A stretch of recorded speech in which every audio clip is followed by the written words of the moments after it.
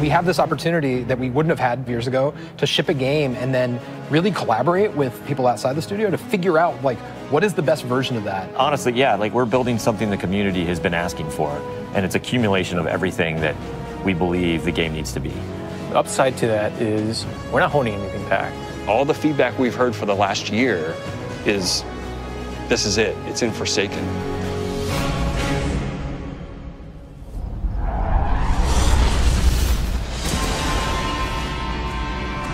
We want this release to have a different tone and a different vibe. We sort of just embrace that Western revenge vibe. You're going to a darker place. You're going to take on a different role as a Guardian. A barren landscape with like the asteroid vibe with like tumbleweeds. And I mean, that just sounded cool. Grit, man.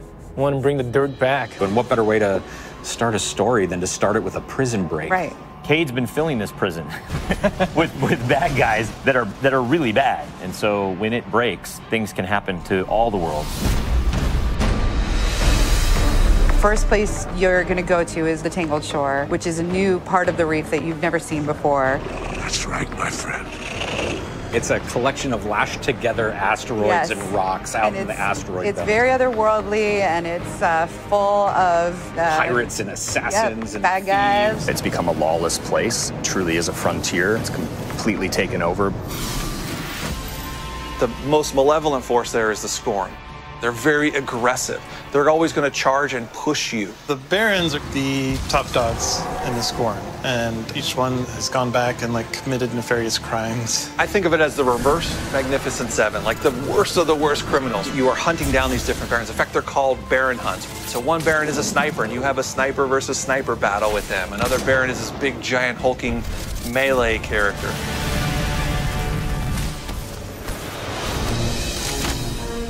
One of the things we're most excited about is the new weapon system. Hey, if you like Destiny 2, great, play that way. But if you like Destiny 1, great, play that way. But if you're crazy, why not 3 shotguns, right? Just for the fun of it. We need to have as many ways as possible, and then we need to have people fighting about it. Like, no, man, you f***ed up, you're taking the wrong weapons, or can I say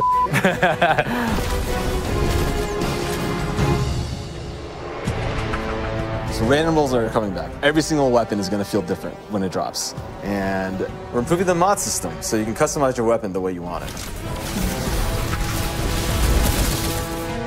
We've got a whole new masterwork style system coming together where you actually are able to kind of move your levels up over time. And so there's investment back on the weapons again.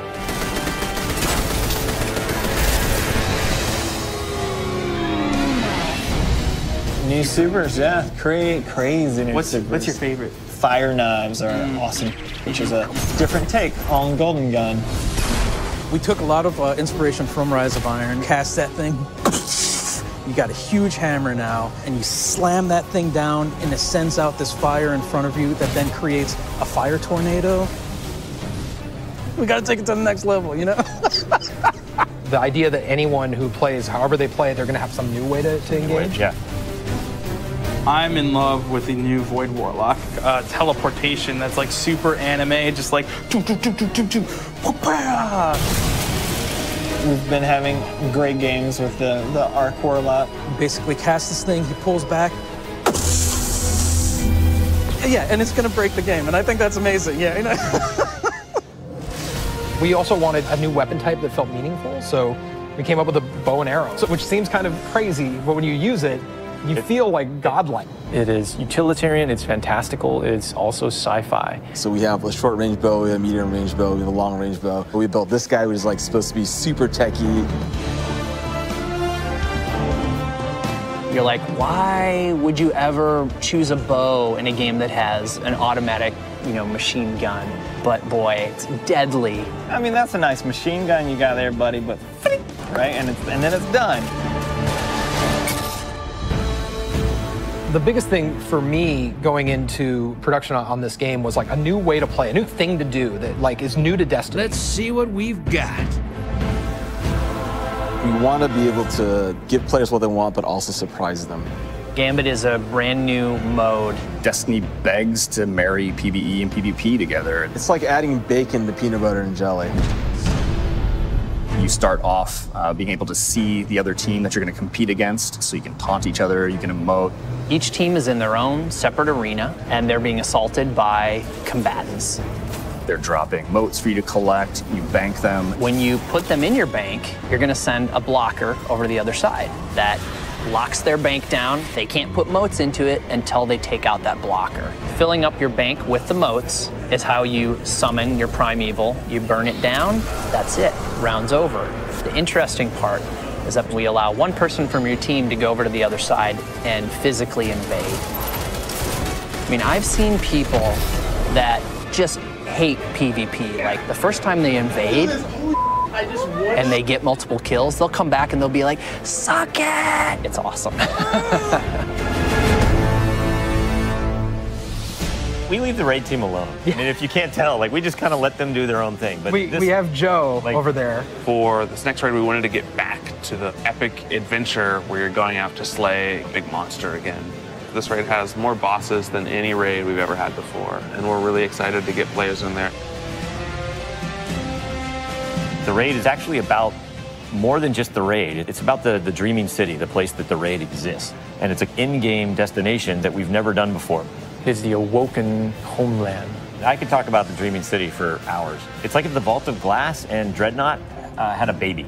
If they were like twins. Or the twins. Yeah, that's actually more accurate. Yeah, they're like twins. If, you had twins, and then you took those twins and you put them on the doorstep of Peter Jackson, raised them as his own, and then that's the dreaming city. It is magical and weird and mysterious. It's designed to be a destination that has puzzles that you need to solve. A lot of hidden corners, lots of passageways that might not seem to exist the first time. And the raiders, they affect this destination. They change it for everyone. It's like this cyclical endgame place where there's just secrets and different activities that unveil over time. So the dreaming city that you see at launch is not going to be the same dreaming city 2-3 weeks later.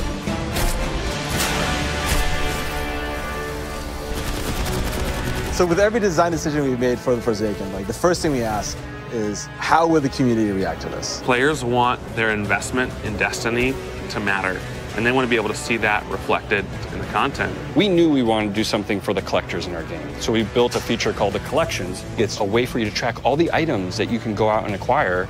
There's so much gear in our game. There are 2,000 items you can get. Go get them. You can look at sets and you can say, I haven't filled out this set. What do I have to do to go get it? If I want to find like how many guns in the world, I can actually go look now. We also had a triumphs thing, which is just acknowledging your achievement. It like ties into records, it ties into lore. It's a thing that can help you drive like, hey, I want to do that. And if I do those things, I can get a title. Like I can have a title floating over my name that says that I'm a god or whatever. Not me, but like you. We want Forsaken to feel like a game that never ends. So we're going to reinforce the hobby and make the experience something that can be played night over night. We're changing the weapon slots. We're changing how the pursuits work. We're adding new features like the collections and the triumphs. We built Gambit. We've got a whole bunch of new weapons to chase, exotics that are really powerful. We have Lisa focusing on some sweet new exotic armor. Maybe we gone overboard, like dialed it too high. Ore to go out there and collect in the world, exotic armor pieces to go out there and hunt. We're working on armor perks, random rolls, new mod system, new subclass paths. We're making Forsaken for people who love Destiny. Making a game that we can all love, that is the goal. That's what we're gonna constantly be pushing towards, always. Everything we're building is through that lens.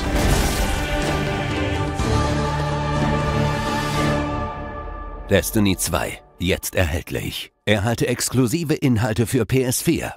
For the players. Let's go. So come right here.